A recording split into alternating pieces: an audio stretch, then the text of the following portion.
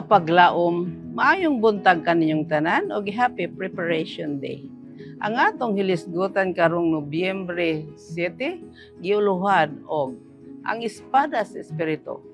Ang atong teksto makita sa Efeso 6:17. Og dawatan ninyo ang salukot nga mao ang kaluwasan. Og ang espada nga mao ang espiritu, nga mao ang pulong sa Dios. Kapaglaom, atong nasayran ang mga peligro o ang mga tentasyon nga nag-aalirong sa mga batanon sa atong panahon karon, dili ginagmay. Kita nagkinabuhi sa panahon diin ang pagbuntog sa dautan nagkinhanglan sa kanunay nga pagbantay o pagampo. Ang bililhon nga pulong sa Dios mao ang sukdanan sa mga batanon nga matinud-anon ngadto sa hari sa langit. Tuguti nga sila magtuon sa mga kasulatan. Tuguti nga ilang timan-an ang matag teksto diha sa ilang panumduman ug magbaton og kahibalo kung unsa ang gisulti sa Ginoo. Ug diha sa pagsulay ang batan-on makahimo sa pagbukhad sa pulong sa Dios. Ang uban sa mapaibnobsanon nga makasing-kasing ug diha sa pagtuo pangitaon ng Ginoo alang sa kaalam sa pagsusi sa iyang dalanon ug alang sa kusog diha sa paglakaw niini. Tuguti ang atong mga batanon magpasiugda og usa ka pakig-away sa matag naandang buluhaton nga adunay pinakagamay nga peligro sa pagdala sa kalag gikan sa kaakuhan og pagsimba. Tuguti nga makabaton sila og mga panahon sa pagampo.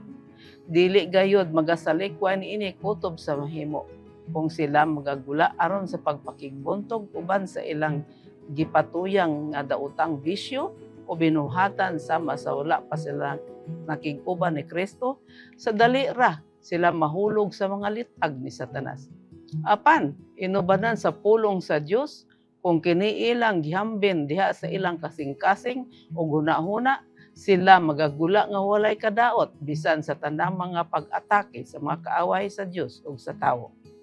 Diha sa ngalan sa Dios, isa ang imong bandila alang sa kamatuoran o pagkamatarong. Ang mga sugo sa Dios o pagtuon ni Jesus, imong gikinahanglan ang hingpit nga hinagiban sa kamatuoran karon.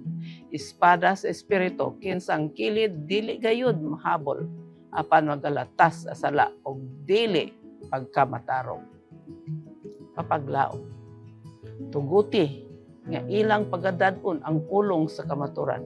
Ingon nga maoy maghatag kanila og tambag ug mamahimong hanas diha sa paggamit sa espiritu sa gamit sa espada sa espiritu. Si Satanas usa ka manggialamon nga general. Apan ang mapainobsanon, matinud-anon nga sundalo ni Jesucristo makahimo sa pagbuntog kaniya. Magampo kita.